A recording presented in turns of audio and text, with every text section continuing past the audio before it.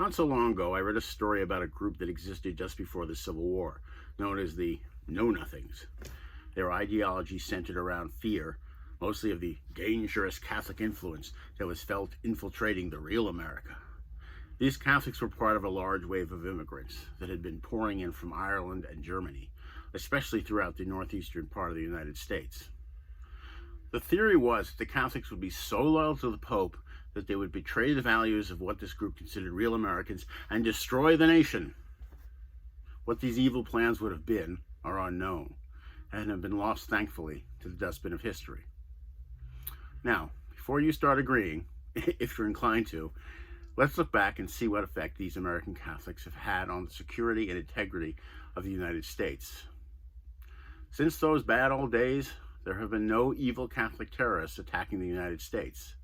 The Irish formed much of the police force in the early part of the 20th century in New York. Let's not forget politicians like Pat Moynihan and John F. Kennedy. And now, in our age, millions of Catholic Americans are living normal lives, having children, holding jobs like everyone else, and they don't stand out. And they have as much to lose and gain as the rest of us do.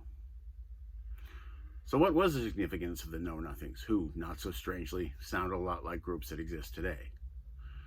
They were in a minority, truly. They only lasted a few decades. Is it that they had a real point and no one listened to them? Or are they representative of a phenomenon that pops up in American politics off and on? Well, I was never a big fan of his. Many years ago, Wayne Dyer said something that I felt was particularly intelligent and brought up a part of human psychology that I had never considered. He said, to paraphrase, "I've realized that most people make a point of looking for something to offend them." Let's take another look at the Know-Nothings and the actual real risk analysis of their exalted goals.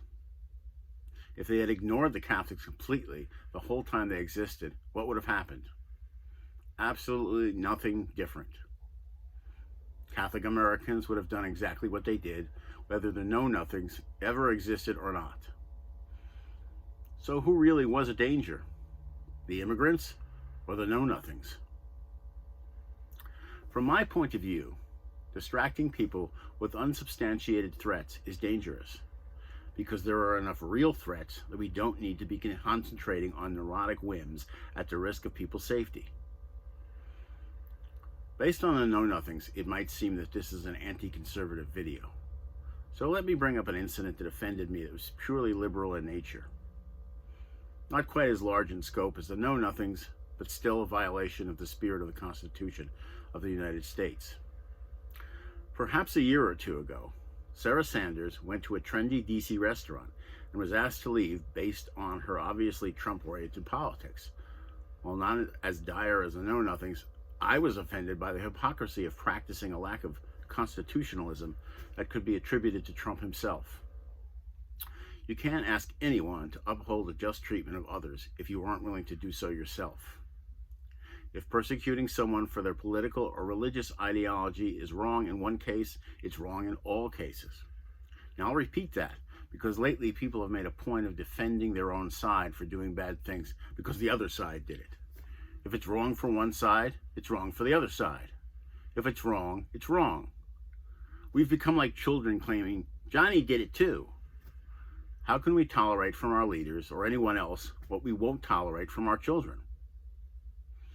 So let me ask you, what would have happened if Sarah Sanders had been allowed to stay in that DC area restaurant that kicked her out for what I consider very unconstitutional reasons a couple of years ago? I believe, not being a violent or volatile person, she could have finished her meal and left. And nothing would have happened.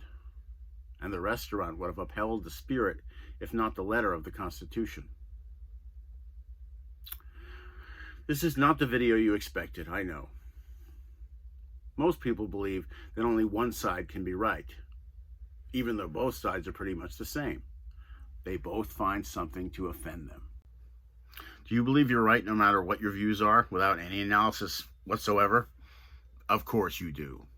Do you believe that you represent a relevant majority that speaks for the American people as a whole? Of course you do. Well, consider this. Recent research, including Pew Research, has pointed out that both sides of the aisle are as intolerant of people who don't believe the same thing that they do. That means that liberals can be as non-constitutional as conservatives, and that is a problem. But what is going to bother many of you even more is the fact that this same research shows that while there are more extremists on both sides than in recent years, the majority of Americans are still in the center. They don't feel strongly about either side, which means that extremists on the left and the right are in the minority and don't represent Americans as a whole. And here's the part that you, liberal or ultra-conservative, won't like. Real Americans are people who follow what was once a totally new concept in what was an 18th century world full of nasty kings and queens who were like leaders of modern banana republics. That horror was extended to our fledgling nation, and we had a revolution over it, costing the lives of thousands. And why we call ourselves the land of the free and the home of the brave is that our founding fathers decided that strong-arming was wrong. No more kings, no more ass-kicking, and no more power plays. If you take the time to read the history of the formation of our nation, you'll find that there is only one American way, one that defends both sides as much as possible. And if you piss on it in the name of partisanship to satisfy your own needs, you'll be one of the people who will eventually be blamed for the death of America. You will be a non-patriot. You'll be just like the British under King George. You'll be like Kim Jong-un.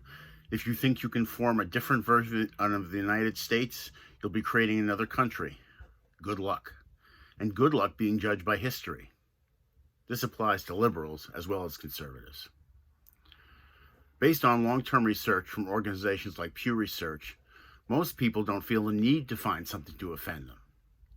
Finding something to offend them, if the know-nothings are any example, amounts to putting on a good show and wasting people's time. And also putting people at risk who have done nothing wrong. Let's put that another way, one that you will be sure to be offended by. I believe that people who cause trouble want attention. Not brave or moral, they are divas, like cheerleaders who have to be the most important members of the squad. Or opera singers who freak out because the latte isn't on the piano at the beginning of their rehearsal. Why would you care what other people do if it doesn't affect you, unless you want attention? Why waste your own time on everyone else's? Let me put it this way. Life is hard enough. You have to feed mouths and protect people. Who isn't a diva? A person who risks their lives in war or search and rescue. These are people we really respect. Be a John Wayne, not a reality TV star. Be a knight, not a spoiled prince. And as my son often says, be Batman. Always be Batman.